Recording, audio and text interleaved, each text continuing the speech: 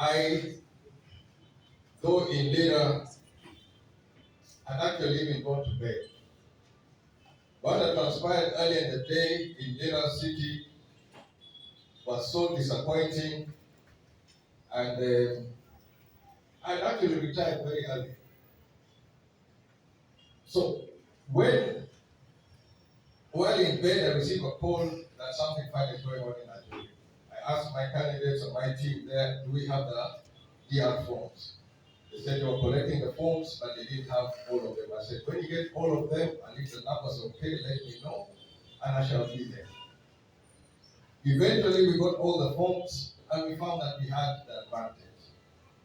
So, while in a situation or in a state where others will be tweeting, I had to now find my way to a jury tally center to protect a win of UPC. I want to make this absolutely clear. I was not looking for anyone, I was not targeting anyone, I was protecting the victory which we had won at the ballot box. What was trying to be done was altering the results at the tally center. And in an election, you imagine an election where I have to be in a tally center to block at the goal line. Everything is finished. We have voted, declaration form is there. But it took the presence of Jimmy Akena in a tally center of a jury, a electoral tally center, to stop a wrong declaration. I went through the whole night battling this. The whole next day battling this. What sort of election are we holding where things can be changed in a tally center? It happened on the 15th in electoral. It continued in Lira City, was a different issue. I'll go on to that one. But when we had the city elections and the district elections, again, I had to go to the tally center in Lira City to stop a wrong declaration. On the 27th, when we actually got the victory in the jury, I had to come back to Lira for the division mayor and the councillors. Again, they were trying to change it at the tally center. So I asked myself, was this an election? Or what can we describe it as? Throughout this period, I came across these assistant RDCs, assistant RCCs, those who are just a menace and a disgrace to anything called democracy. In the case of Lira, they were moving around with thugs, moving with sticks on motorcycles, some of them armed, threatening, calling out our leaders, our candidates, and threatening them. One such leader had gone to the army saying he was under threat, was given armed escort. On the eve of the city election, that same person is torturing or threatening our councillor or councillor-elect for Lira City, a widow.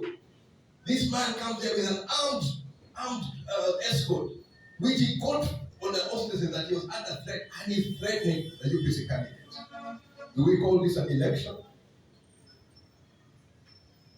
In Lira City, I have never seen the sort of deployment which I saw in this election. I don't know if people saw the footages. You find a single file of maybe 2,000 people, 2 kilometers, walking around the city. But there were things which are happening behind the scenes. I distributed letters for agents on the night before. When you moved around the city, you found these people, of course, the ones on foot on patrol. Then I found 2 company strength units on motorcycles, and plus 2 gangs on motorcycles with sticks and moving around. Some of these were threatening our leaders. Some of the leaders were not in their homes. I distributed, I saw what was on the street, and I knew this did not go well. Election day, the failure of the PVVK machines left us all in confusion. In Lira City, our agents were chased from the Electoral Commission stores at 6:45 in the morning. In other words, I lost sight of all the voting material at 6:45 in the morning. They did not appear in many of the polling stations until after 2 p.m. As we investigated where they were and what was happening, there were many things we came across, which I'm must state clearly my views at the end of an election is the people who must be the winners. And you see it in their attitude, celebration, satisfaction. The process of election, we debate ideas, we debate issues of where the problems of Uganda are or where the issues are. And hopefully it is well expressed at the end. What took place was, at least in Lira, this result of Lira is the army, decision of the army, not the decision of the voters. And in some of these issues, I must thank God. I thank God for small mercies, because I can say this clearly without any fear of contradiction. After what took place in Lira City, there is no way, anywhere under the sun that Yoweri Museveni can continue talking about Milton Obote and the 1980 elections. It's not possible. You cannot have it on the same plane. You go to that extent of rigging. The army took over the whole place. We don't have any idea where the material was. And this was the excuse for going to the bush. Elections were rigged. Army involvement. Honestly.